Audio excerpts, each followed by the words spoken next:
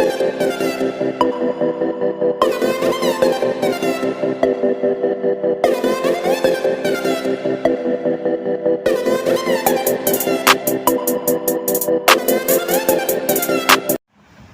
वालेकुम स्टूडेंट, आज matric general group के लिए एग्ज़ाम की इम्पॉर्टेंट MCQs हम लेकर आए हैं बच्चों।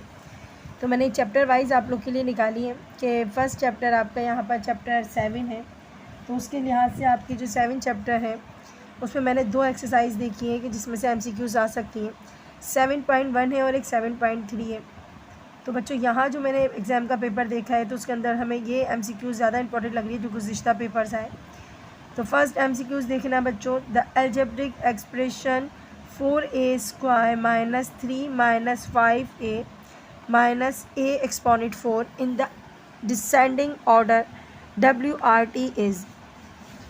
तो बच्चों यहाँ पर डिसेंडिंग ऑर्डर मैंने दिया है। अच्छा, यहाँ चेंज होकर असेंडिंग ऑर्डर भी आ सकता है।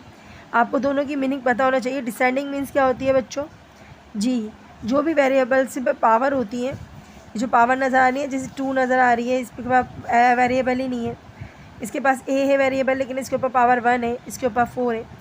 जो सबसे बड़ी पावर है ना, बड़ी पावर यानी कि 2 1 4, जो सबसे बड़ी पावर जो है ना वो पहले आएगी, यानी कि बड़ी पावर पहले रखना है, फिर उससे छोटी, फिर उससे छोटी, फिर उससे छोटी, यानी कि ज़्यादा से कम की तरफ जाना। इन 4 ऑप्शंस में से आप आराम से देखकर बता सकते हो कि ज़्यादा से कम की तरफ कौन से ऑप्शन में गए। अब यहाँ पर तो बच्चों सबसे छोटा है 3 है, इसके साथ तो वेरिएबल ही नहीं है, लेकिन इसके साथ वेरिएबल है, उस पर 1 पावर है, उसके बाद 2 पावर है और उसके ऊपर 4 पावर है। अगर हम इसको सेलेक्ट करते हैं तो बच्चों यहाँ हमारा रॉन्ग हो जाएगा। ये हमारा असेंडिंग फॉर्म में दिया गया है। क्यों असेंडिंग फॉर्म में? असेंडिंग फॉर्म मीन्स होती है सबसे वेरिएबल जो सबसे छोटा है वो पहले आएगा, तो यानी कि जिसके पास वेरिएबल नहीं है सबसे पहले वो लिखेंगे, उसके बाद छोटा, फिर उससे बड़ा, फिर उससे बड़ा। ये तो बात ख़त्म हो गई। ये वाला ऑप्शन तो है नहीं क्योंकि ये असेंडिंग फॉर्म में है। अगर यहाँ असेंडिंग फॉर्म लिखा हुआ होता तो ये ऑप्शन राइट होता, इसका मतलब है ये तो हो गया रॉन्ग। सेकंड वाला ऑप्शन देखते हैं बच्चों। सेकंड वाले ऑप्शन में हमने कहा था ज़्यादा से कम की तरफ जाना, तो सबसे पहले बड़ी वैल्यू 4 ही है, ओके 4। उससे छोटी कौन सी होगी 2, ओके। उसके बाद है 1 और उसके बाद वेरिएबल नहीं है, इसका मतलब है ये हमारा जो है, ये हमारा ऑप्शन जो है वो राइट लग रहा है हमें, ओके ये राइट है हमारा। उसके अलावा सेकंड वाले की तरफ हम जा ही नहीं रहे क्योंकि यहाँ बड़ी छोटी और सब मिक्स है, तो ये है ही नहीं। और नन ऑफ देम मीन्स होती है इनमें से कोई भी नहीं, तो ऐसा कुछ भी नहीं है। हमारा सेकंड ऑप्शन जो है वो राइट है, तो हम सेकंड ऑप्शन को क्या लगा देंगे बच्चों, राइट लगाएंगे। लेकिन अगर सेकंड ऑप्शन ना होता, अगर यहाँ पर सॉरी असेंडिंग होता, तो सेकंड की जगह हम फर्स्ट लगाते। ओके, बात समझ आ गई बच्चों? तो इनमें हम दे सकते हैं चेंज। तो ये MCQs के हवाले से ये एक्सरसाइज में से ये वाले क्वेश्चन जो है वो बहुत इंपॉर्टेंट है, 7.1 के जो शुरू में आते हैं, ठीक है बच्चों। उसके अलावा हमने सेकंड वाला क्वेश्चन निकाला, सेकंड ब्लैंक्स निकाली है। तो बच्चों इसके अंदर आपको अपनी बुक के शुरू के जो पेजेस हैं वो पढ़ना पड़ेंगे, ठीक है। तो हमने आपको शुरू में बताया था जब हम एक्सरसाइज स्टार्ट कर रहे थे कि डिग्रीज कैसे काउंट की जाती है। तो यहाँ पर हमारे पास MCQs में भी यही है, the degree of the polynomial x² y² plus y is dash. Degrees दी हुई है, कौन कौन सी होंगी, 2 3 4 1, ऑप्शन में ये है। आपने बताना है इस पर कितनी डिग्रीज हैं। अब डिग्रीज कैसे करोगे पॉलिनोमियल में? तो बेटा पॉलिनोमियल में क्या होती है, जो पावर्स होती है ना वो नेगेटिव फॉर्म में नहीं होनी चाहिए, बल्कि वो पावर जो है वो किस में होनी चाहिए, होल नंबर में तो होती है, लेकिन वो पावर किस में होनी चाहिए बच्चों, पॉजिटिव में होनी चाहिए। अच्छा जी, तो हम सबसे पहले देखते हैं हमारे पास अल्फ़ाबेट पे कौन कौन सी पावर्स हैं। एक तो है यहाँ पर 2 था, सॉरी ये 2 था, तो यहाँ हम 2 लगा देते हैं। तो पॉलिनोमियल में यहाँ पर 2 है, सही है। और यहाँ पर क्या है, यहाँ पर भी x है, यहाँ पर भी x है, तो 2 और 1 कितना होता है बेटा 3, तो हम यहाँ लिख देते हैं 3। लेकिन उसके अलावा हमारे पास दूसरा भी पॉलिनोमियल में हमारे पास दूसरा भी अल्फ़ाबेट है, उसके ऊपर पावर क्या है 2 और उसके ऊपर पावर क्या है 1, तो 2 और 1 कितना होता है 3। तो इसका मतलब है इन दोनों के अल्फ़ाबेट की जब हम पावर प्लस करते हैं तो हमारे पास क्या आता है 3 इसका भी आता है और 3 इसका भी आता है। तो इसका मतलब है राइट ऑप्शन क्या होगा, बी यानी कि 3। लेकिन बच्चों अगर फॉर एग्जांपल यहाँ पर, चलो मैं अभी पहले ऑप्शन राइट ऑप्शन को टिक कर दूँ 3, लेकिन फॉर एग्जांपल यहाँ पर हमारे पास 4 होता, क्या होता हमारे पास 4 होता, तो हम 4 या 3 होता, तो 3 1 हम क्या करते, 3 1 क्या करते प्लस करते 4 आता, तो राइट ऑप्शन क्या होता है 4 होता। यानी कि जो हमारे पास सबसे बड़ी आती है ना वैल्यूज, जैसे हमारे पास अल्फ़ाबेट, जो भी अल्फ़ाबेट होता है उनकी पावर हम क्या करते हैं, प्लस करते हैं, और उसको हम क्या लिखते हैं, ऑप्शन राइट ऑप्शन में हम चूज़ करते हैं। जैसे 2 है और 1 हो गया 3, दूसरा अल्फ़ाबेट था इसमें भी 2 और 1 था 3, तो हमने आसानी से 3 लगा दिया। लेकिन फॉर एग्जांपल यहाँ पर 2 और 1 तो होता, लेकिन यहाँ पर 3 और 1 होता, तो हम 3 और 1 4 करके लिखते हैं। क्या लिखते हैं, डिग्री 4 डिग्री लिखते हैं, हम 3 नहीं लिखते, फिर हम क्या लिखते हैं बच्चों, 4 डिग्री लिखते हैं। ओके बच्चों, ये भी समझ आ गया। अब नीचे वाले पे आना बेटा, नीचे वाले पे आते हैं। तो बेटा नीचे लिखा हुआ है द पॉलिनोमियल एक्सप्रेशन दी गई है आपको, गिवन है, और उसमें है x² + 7x + 3 WRT means with respect to the terms is called dash. अब कितने टर्म में क्वेश्चन है, टर्म आप पहले काउंट कर सकते हो, 1 2 3 टर्म में तो क्वेश्चन है, लेकिन इसको हम कहेंगे क्या। देखो बेटा बायोनोमियल क्या होता है, बायोनोमियल वो होता है जिस क्वेश्चन में कितनी टर्म होती है, 2 टर्म होती है, उसको हम बोलते हैं बायोनोमियल। फॉर एग्जाम्पल जैसे मेरे पास होता है x² + 5x, ये 2 टर्म है, तो हम इसको क्या बोलेंगे, बायनोमियल। ठीक है, अच्छा जी। अगर एक टर्म में क्वेश्चन होता है, अगर हमारे पास एक टर्म में क्वेश्चन होता है, कहते हैं मोनोमियल। क्या बोलते हैं, मोनोमियल बोलते हैं। लेकिन अगर क्वेश्चन 3 टर्म में होता है, ऊपर हमारे पास कितनी टर्म में गिवन है, 1 2 3, तो 3 टर्म में गिवन होता है, उसको बोलते हैं ट्राइनोमियल। क्या बोलते हैं बच्चों, ट्राइनोमियल। तो हमारा राइट ऑप्शन क्या है, ट्राइनोमियल। तो बच्चों ये डेफिनेशंस आपको शुरू में पढ़ना पड़ेगी। अब 7.3 आ रही है बच्चों, और 7.3 में है, तो बेटा इसकी लास्ट ब्लैंक इस चैप्टर की मैंने रखी है 7.3 में से। अब आपको मिस ये डिवाइड करना है, बिल्कुल डिवाइड करना है। इसका राइट ऑप्शन मैं भी निकाल के दिखाती हूँ, रफ वर्क करती हूँ, थोड़ा सा आपको समझ में आ जाएगा बच्चों। ये ऐसे वाले क्वेश्चन होते हैं ना, ये वाले क्वेश्चन क्या देते हैं, इसको डिवाइड वाले क्वेश्चन को हम ब्लैंक्स में देते हैं। तो 5 आ गया, x हो गया और y हो गया, यही है ना। अच्छा जी, 5 1 ज़ा 5, 5 5 ज़ा 25, कटिंग हो गई, 5 आ गया। नीचे 1 है, पावर ऊपर 3 है, 1 में से 3 का कितना बचा, 2 बचा। ऊपर 4 है, नीचे 3 है, 4 में से 3 का कितना बचा, 1 बचा। तो बेटा ये राइट ऑप्शन देखो, 5x² एंड y आपके पास गिवन है ऑप्शन बी वाले में, तो ये आपका राइट ऑप्शन है। तो बेटा इसी हिसाब से चैप्टर 7 से MCQs बनेंगे। मैंने इसमें से 4 MCQs निकाली हैं। नंबर्स भले से चेंज हो सकते हैं, लेकिन इन्हीं MCQs में से आएंगे बच्चों। बहुत अच्छे से तैयारी करना। 15 MCQs हैं जो MCQs निकाली हैं, उनमें है the value of first blanks मैंने इसमें से निकाली है, the value of a - b + ab if a = 1 और b = 1। तो बच्चों ये आपने करना क्या है, हमने जो गिवन दिए यहाँ पर a की वैल्यू 1 के और b की वैल्यू 1 के, तो हमने a की जगह पे 1 पुट करना है, b की जगह पे भी क्या पुट करना है, 1। क्वेश्चन आपका ये रहा, मैं आपको यहाँ रफ वर्क में करके दिखाती रहूँगी बच्चों। और आपने इसी तरीके से जब वैल्यूज़ गिवन हो तो हमने इसकी जगह 1 डाल देना है, इसकी जगह क्या डालना है, 1 डाल देना है। अभी तो 1 दी हुई है, क्या पता बोर्ड में कुछ और भी दे सकते हैं। a की जगह पे 1 और b की जगह पे 1, तो 1 में से बच्चों 1 गया, कितना बचा, कुछ भी नहीं बचा, 0। और 1 1 सा क्या होता है, 1 1 सा 1 होता है, 1 में 0 प्लस करो तो 1। तो देखो इसका राइट आंसर क्या है, 1। अगर आपके पास ऑप्शन में 1 है तो राइट आंसर आपका क्या है, सेक्शन जी बी वाला जो है वो है आपका राइट, यानी कि 1 इसका राइट आंसर है। ऑप्शन बी जो है वो क्या है, राइट है। बच्चों इसी टाइप की आएंगी, ऐसा नहीं कि यही वाली गिवन कर दें, ए की जगह अल्फ़ाबेट कोई भी चेंज कर सकते हैं, XYZ जो भी यूज़ करें, लेकिन आपका मेथड यही होगा। ठीक है, अब बच्चों फार्मूले आते हैं। इस पूरे चैप्टर का नाम फार्मूला फैक्टर है। तो बेटा फार्मूले बहुत अच्छे से याद करना है। विदाउट फार्मूला आपको ना एक्सरसाइज समझ में आएगी, ना आप क्वेश्चन कर सकते हो, ना MCQs। तो बच्चों ये आप आसानी से पहचान जाओगे, a - a² - b²। इसका ये किसका फार्मूला था, ये फार्मूला बने, इसको खोलोगे तो क्या बनेगा, इसको खोलेंगे तो सबको पता है a + b और a - b बनेगा। और ये वाले ऑप्शंस जो है वो क्या है, रॉन्ग है। फर्स्ट वाला ऑप्शन जो है वो क्या है, राइट है। तो बच्चों ये आप लोगों ने खुद से ही फार्मूला याद करके जाना है। मैंने आपको बता दी इस टाइप के क्वेश्चन आएंगे। तो बेटा ब्लैंक्स नंबर 3 देखिएगा, what should be added to 4a² - 4ab to make it perfect square. Option है 4, b जो है उसका 8, c है 4b² और d है b²। तो इसमें से राइट ऑप्शन कैसे मालूम करोगे बच्चों। तो बेटा इसके लिए आपने सबसे पहले सोल्यूशन करना पड़ेगा। मेरा फ़र्क मैं करके दिखाती हूँ आपको।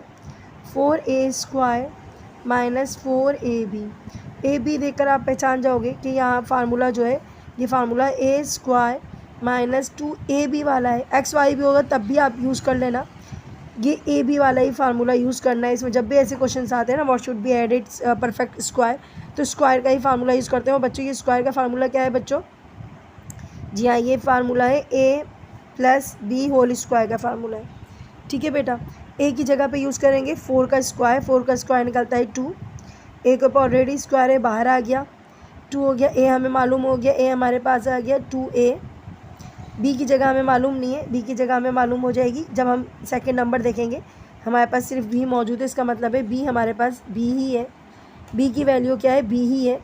फार्मूले के हिसाब से मैंने नंबर पुट कर दिए।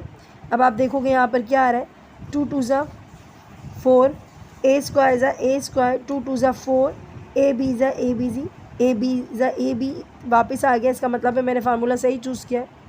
और मेरे पास क्या नंबर मालूम नहीं था, मुझे सिर्फ बी स्क्वायर मालूम नहीं था, तो मुझे बी स्क्वायर मालूम हो गया। तो परफेक्ट स्क्वायर तब बनेगा जब मैं यहाँ पर क्या डालूँगी? बी स्क्वायर डालूँगी। तो इसके ऑप्शन में बी स्क्वायर जो है वो क्या है? राइट आंसर है। अब नेक्स्ट देखते हैं बच्चों, इसका 4 वाला देखें ब्लैंक। तो बेटा 4 वाली ब्लैंक में है a cube plus b cube plus 3ab a plus b. तो बच्चों ये फार्मूला खुला हुआ है, ये किसका फार्मूला है आपको खुद पहचानना पड़ेगा। तो ये फार्मूला ए क्यूब प्लस बी क्यूब का है नहीं, क्योंकि ये तो मौजूद है, इसका फार्मूला तो नहीं हो सकता। A cube minus b cube formula नहीं हो सकता, क्योंकि क्यूब तो मौजूद है ना, ऐसा नंबर है जहाँ क्यूब नहीं है। हाँ, इन दोनों में से आप पहचानोगे कौन सा फार्मूला है। होल क्यूब का फार्मूला है, लेकिन इनमें से कौन सा है। अब देखो सारे साइन प्लस के आ रहे हैं, तो इसका मतलब क्या होगा? ये प्लस का फार्मूला है। तो आप बी ऑप्शन को क्या करोगे? राइट करोगे। तो बी ऑप्शन क्या है आपका? राइट ऑप्शन है। बच्चों लास्ट ब्लैंक्स देखिएगा इसकी जो मैंने रखी है इस चैप्टर की, X square Y square minus Y square equal to Y square. Right option में से बताना है कौन सा है। ऑप्शन ए है बेटा a y square minus 1, x square minus 1, x minus 1, 1 minus x. तो बच्चों इसके लिए आपको सोल्यूशन करना पड़ेगा। मैं अपना ये वाला सोल्यूशन मिटा देती हूँ, रफ वर्क ज़रूर बनाना, पेपर ले लेना कोई, तब आप राइट ऑप्शन पहचान पाओगे। तो हमारे पास क्या था? X square Y square minus Y square और वाई स्क्वायर। यहाँ क्या आएगा वो पहचानना है। तो बच्चों यहाँ पर देखो कॉमन क्या है, कॉमन वाई, हमने वाई स्क्वायर बाहर निकाल दिया। यहाँ पर वाई तो बाहर निकल गया, इन दोनों में से क्या बचा? एक्स बचा, वो भी स्क्वायर के साथ। माइनस का माइनस, यहाँ कुछ भी नहीं बचा क्योंकि वाई स्क्वायर तो बाहर आ गया, 1। X square minus 1 right option है। एक्स स्क्वायर माइनस 1 है हमारे पास, बिल्कुल हैगा, ऑप्शन बी जो है वो राइट है। तो बच्चों ये आपके एमसीक्यूज़ थे और चैप्टर 8 में। इसके अलावा बच्चों गुज़िश्ता जो भी हमारे 10 ईयर्स के पेपर हैं उनके एमसीक्यूज़ की ज़रूर तैयारी कीजिएगा। चैप्टर 8 ख़त्म हो गया, मैं चैप्टर 9 के आपको बताती हूँ कि एमसीक्यूज़ कौन से इंपॉर्टेंट है। तो बेटा चैप्टर 9 में से देखिएगा, हमने आपको जो पहली एमसीक्यूज़ दिए 2 - 2 आर विच कोऑर्डिनेट। बच्चों ये आप पढ़ चुके हैं पहले से, 9 में भी पढ़ चुके हैं किस कोऑर्डिनेट का है, first coordinate, second coordinate, third coordinate और फोर्थ कोऑर्डिनेट। जब हम ग्राफ बनाने जाते हैं तो ग्राफ को हम 4 पोर्शन में डिवाइड करते हैं। इसको हम बोलते हैं फर्स्ट कोऑर्डिनेट, इसको बोलते हैं सेकंड कोऑर्डिनेट, इसको बोलते हैं थर्ड कोऑर्डिनेट और इसको बोलते हैं फोर्थ कोऑर्डिनेट। अच्छा जी, फर्स्ट कोऑर्डिनेट में दोनों जब एक्स और वाई यानी कि 2 नंबर जो होते हैं एक्स और वाई, कोई भी नंबर अगर प्लस में है, दोनों नंबर अगर प्लस में है तो होता है फर्स्ट कोऑर्डिनेट। अब सेकंड में जो होता है, पहला नंबर माइनस में होता है, दूसरा नंबर किस में होता है? प्लस में होता है, वो सेकंड कोऑर्डिनेट होता है। थर्ड वाले में पहला नंबर माइनस में होता है, दूसरा नंबर किस में होता है? प्लस में होता है। पहला नंबर भी माइनस में होता है और दूसरा नंबर भी माइनस में होता है, इसको बोलते हैं थर्ड कोऑर्डिनेट। और फोर्थ कोऑर्डिनेट में वो नंबर आते हैं जो फर्स्ट नंबर प्लस में होता है और सेकंड नंबर क्या होता है? माइनस में होता है, वो फोर्थ कोऑर्डिनेट होता है। अब हमने देखना है, हमारे पास जो क्वेश्चन गिवन है उसमें है पहला नंबर प्लस में है, दूसरा नंबर माइनस में, पहला किस में है? प्लस में। तो हमारे पास फोर्थ कोऑर्डिनेट ऐसा है जिसका पहला नंबर किस में होता है? प्लस में होता है, दूसरा नंबर क्या होता है? माइनस में होता है। तो ये ऑप्शन जो राइट है वो क्या है बच्चों? फोर्थ कोऑर्डिनेट का है। ठीक है बच्चों, अगर आपको देखना है ये पूरी एक्सरसाइज को अच्छे से तो आप चैप्टर 2 अब 9 क्लास का देख सकते हो, उसमें ही मैंने सारे कोऑर्डिनेट अच्छे से समझा है। अच्छा जी, उसके बाद देखते हैं, क्योंकि बेटा ज़्यादा टाइम नहीं है, हमें जल्दी जल्दी इसको कवर करना है। ठीक है, उसके बाद बेटा सेकंड क्वेश्चन, इसका सेकंड ब्लैंक देखिएगा, ये हमने एक्सरसाइज के क्वेश्चन में भी डाला है। हमने क्या करना है, इन दोनों सेट्स को करना है, प्लस करना है, साइन प्लस का है, माइनस भी करवा सकते हैं अगर माइनस का साइन होगा। क्या करेंगे बच्चों, सेट ए के नंबर, थोड़ा हाथ नहीं पड़ रहा है इसके अंदर हमें, चलो मैं ऐसे ही समझा देती हूँ। अच्छा 0 है पहला नंबर, दूसरा नंबर है 1, तो 0 के साथ क्या उतारेंगे प्लस का 1। ओके, दूसरा नंबर क्या है बेटा, दूसरा नंबर क्या है 5 है, और इसके साथ क्या नंबर है -2, प्लस माइनस क्या होता है माइनस, ये हो गया 2। ओके हो गया बच्चों। आपके पास तीसरा नंबर क्या है 2, प्लस का क्या है 1, तो मैंने यहाँ लगा दिया प्लस का 1। चौथा नंबर क्या है 1, और उसके साथ क्या है प्लस माइनस क्या होता है माइनस, और यहाँ आ गया 1। बच्चों एक्सरसाइज कंप्लीट कराई हुई आप अच्छे से देख सकते हो। अच्छा 0 में 1 प्लस किया तो आ गया 1, 2 में 1 प्लस किया तो 3, 5 में से 2 गया तो कितना बचा बच्चों 3, और 1 में से 1 गया 0। अब देखो यहाँ कोई ऐसा ऑप्शन है जिसमें ये नंबर आ रहे हैं, जी हाँ 1 3 3 0, तो इसका बी जो है वो क्या है राइट ऑप्शन है, तो हमने इसको कर दिया राइट ऑप्शन। बेटा ब्लैंक्स नंबर देखिएगा थर्ड, तो इसके अंदर क्या है 1 2 इज़ ऑर्डर्ड, इसके ऑर्डर बताना है कितने, 2 मल्टीप्लाई बाई 2 है, 1 मल्टीप्लाई बाई 2 है, 2 मल्टीप्लाई बाई 2 है, 1 मल्टीप्लाई बाई 2, 1 मल्टीप्लाई बाई 1 है। ऑर्डर कैसे होते हैं बच्चों, सबसे पहले तो ये देखो कि किसी भी मैट्रिक्स में कितनी रो है और कितने कॉलम है। इसमें है, इसमें कितनी रो है, इसमें रो है 2, 1 रो 2 रो, ठीक है, और कॉलम कितना है, कॉलम क्या है 1 कॉलम है। तो कितनी रो है 2 रो है, तो हमने लिख दिया 2 रो है। कॉलम कितना है, कॉलम क्या है 1 है। तो समझ में आ रही है बच्चों, जब किसी को रो को शो करते हैं पहले ऑर्डर पे, जब भी बनाते हैं ऑर्डर में सबसे पहले रो शो करते हैं फिर कॉलम, तो हमने काउंट करना है कितनी रो है 1 और 2, यानी कि 2 रो है। कॉलम कितना है बच्चों, एक ही कॉलम गिवन है, तो 2 मल्टीप्लाई बाई 1, इसका 2 मल्टीप्लाई बाई 1 हाँ हैगा सेक्शन, इसका ऑप्शन सी जो है वो राइट है, 2 मल्टीप्लाई बाई 1 इसका राइट है। लेकिन बच्चों इसके अलावा अगर आपको ये मिल जाए, अगर ऐसा क्वेश्चन मिल जाता है तो इसमें आप क्या करोगे, इसमें कितनी रो हैं बच्चों 2 रो हैं, और कितने कॉलम है, इसमें 1 और 2 कॉलम है, तो 2 मल्टीप्लाई बाई 2 होगा इसका। तो बच्चों ये इस तरीके से आप ज़रूर देख लीजिएगा क्वेश्चन आते हैं। उसके बाद लास्ट है आपके पास, तो बेटा लास्ट जो नज़र आ रहा है आपको 0 0 सारे 0 है, तो इसको हम जब क्वेश्चन अपनी एक्सरसाइज के शुरू में पढ़ते हैं तो उसमें लिखा होता है जिस मैट्रिक्स के अंदर सारे ज़ीरोज़ को हम कहते हैं नल मैट्रिक्स या ज़ीरो मैट्रिक्स, क्या बोलते हैं नल मैट्रिक्स और ज़ीरो मैट्रिक्स।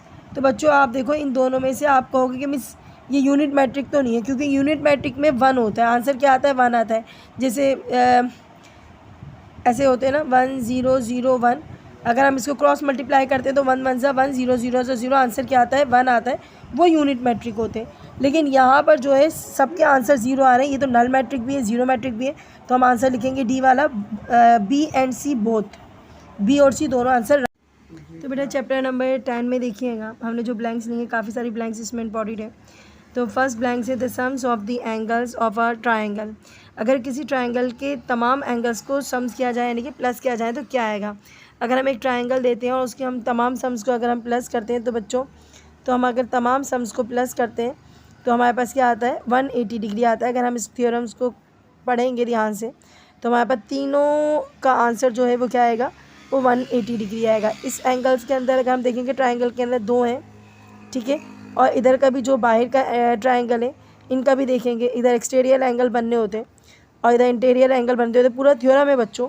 लेकिन आप सिर्फ इतना जान लो कि तीनों ट्रायंगल के तीनों एंगल्स को अगर प्लस किया जाए तो क्या आता है 180 डिग्री आता है। तो बच्चों इसका आंसर राइट है, 180 डिग्री इसका जो है वो राइट ऑप्शन है। तो ऑप्शन नंबर ए जो है वो इसका राइट है।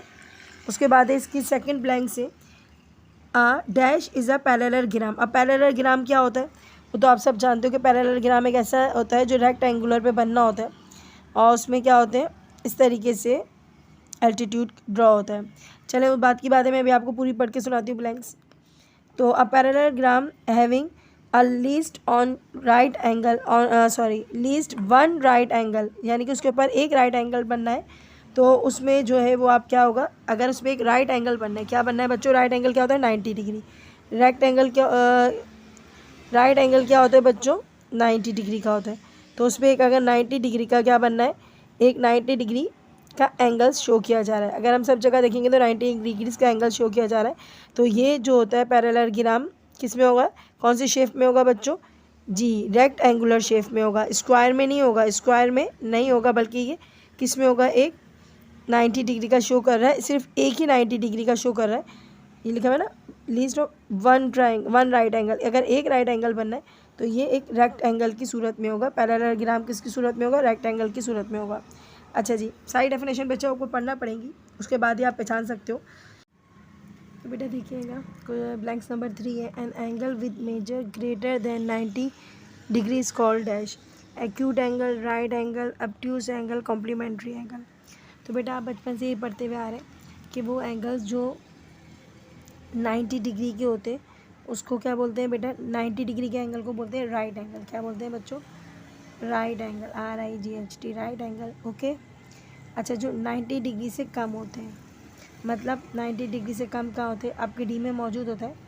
जैसे हो गया 30 डिग्री, 99 तक, सॉरी 89 तक, 89 तक जो आते हैं, 0 से लेकर 89 तक जो आते हैं वो होते हैं एक्यूट एंगल। क्या होते हैं बेटा? Acute angle.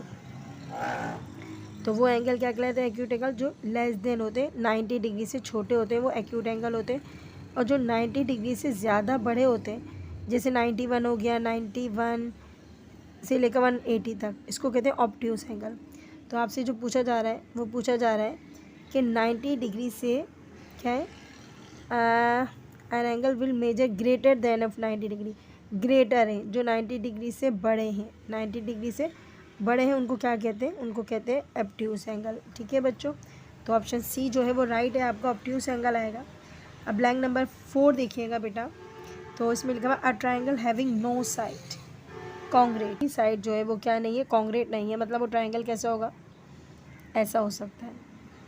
ये मेरा तो साइड बराबर हो रहा है, एक है। तो ऐसे ट्राइंगल को क्या बोलते हैं बच्चों? डेफिनेशन पढ़ना पड़ेगी। इक्वलर ट्राइंगल तो नहीं बोलते। इक्वलर ट्राइंगल मतलब जिसके सारी साइड बराबर हो। ठीक है। एक्यूट ट्राइंगल ऐसा होता है जिसके अंदर क्या होता है? एक्यूट एंगल बनने होते हैं। ठीक है, जिसके सारे एंगल एक्यूट होते हैं, यानी कि 90 डिग्री से छोटे होते हैं। अब स्केलन और आइसोसेलेस ट्राइंगल है क्या? तो बेटा आइसोसेलेस ट्राइंगल वो ट्राइंगल होता है जिसके अंदर दो साइड कम से कम इक्वल होते हैं। दो साइड क्या होते हैं? कम से कम इक्वल होते हैं। लेकिन यहाँ पर जो है एक बोलेंगे स्केलन ट्राइंगल। क्या बोलेंगे? Scalene triangle. तो आंसर राइट क्या है? Scalene triangle. ओके बच्चों, अब लास्ट ब्लैंक से आपकी, तो बेटा लास्ट ब्लैंक इसी चैप्टर से मैंने निकाली है।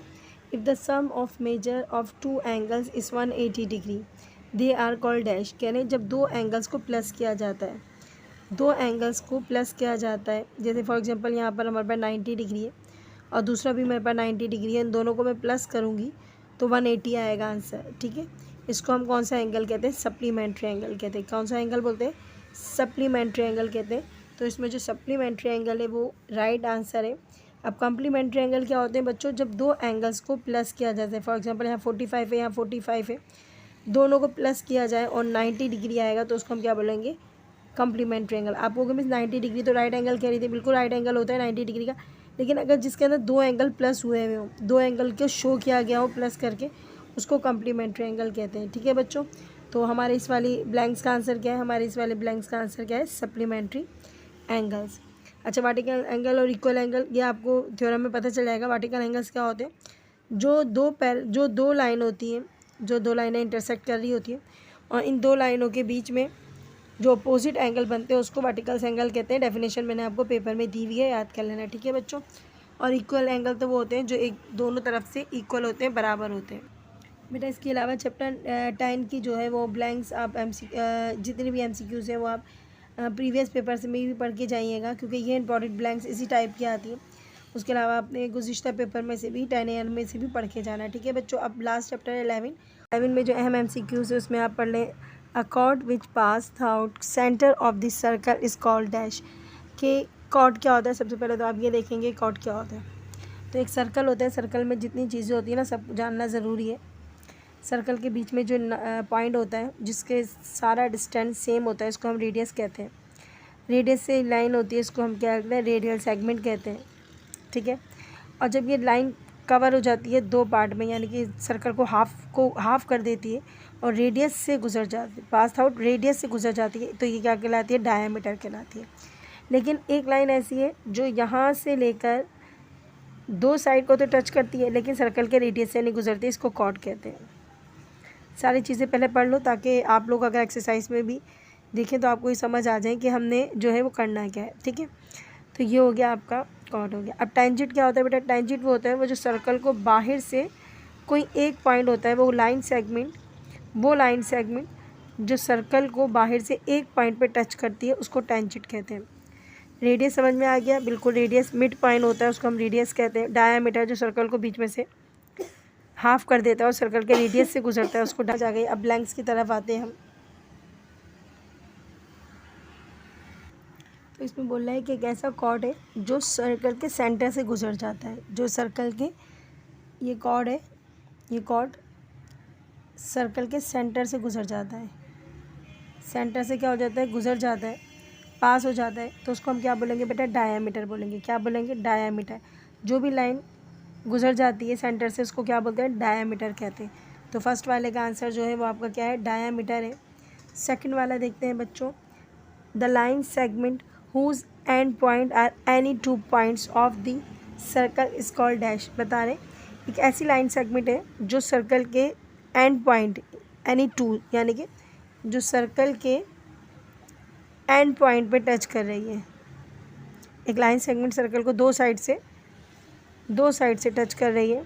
ठीक है, उस लाइन सेगमेंट को क्या कहेंगे? अभी हमने बताया थोड़ी देर पहले, वो रेडियस से नहीं गुजर रही तो वो क्या कहलाएगी? वो कॉर्ड कहलाएगी। और अगर रेडियस से गुजर जाती है तो वो क्या कहलाती है? डायामीटर कहलाती है। रेडियस सेंटर से गुजर जाती है तो क्या कहलाएगी? डायामीटर। और सेंटर से नहीं गुजरती तो क्या कहलाती है? कॉर्ड कहलाती है। अच्छा बच्चों, ये तो आप सबको आ गया समझ में। अब ब्लैंक्स नंबर 3 की तरफ आते हैं बच्चों। अब ब्लैंक नंबर 3 में क्या है आपके पास?